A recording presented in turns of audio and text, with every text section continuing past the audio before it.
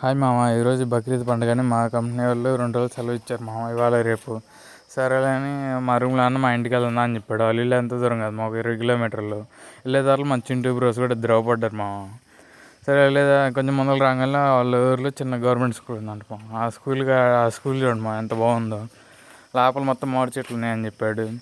సరే ఇక్కడ వ్యూ మాత్రం బాగుంది మామ.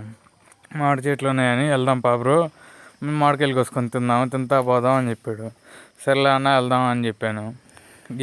చూడండి మా గేటు దిగుతున్నాడు. నేను అంటున్నాను, ఎవరన్నా చూస్తే కొడతారు తిడతారు మనల్ని అంటే, మనలోడు తిట్టేది మనలోడు ఆపేది అని చెప్పి గేటు దూకాడు మామ. చిన్నగా నేను కూడా నిదానంగా దూకాను మామ. దూకి చూస్తే స్కూల్లో మొత్తం చెట్లు ఉన్నాయి మామ. ఒక్క చెట్టు ఒక్క కాయ పడతలేదు మరి నాకైతే. సరే దగ్గరికి పోయి చూస్తే ఒక్క కాయ లేదు. పక్కన ఇంకో చెట్టు చూస్తే ఆ చెట్టు నిండా కాయలు ఉన్నాయి మామ. నేను ఒక కాయ కోసుకొని తింటున్నాము. తినంటే అన్న ఇంకో చెట్టు కడిగిపోయి ఆడకి పోయి చూసాడు, ఆడకు ఉన్నాడు. నేను కాయ కోసుకున్నాను కదా, తింటున్నామా.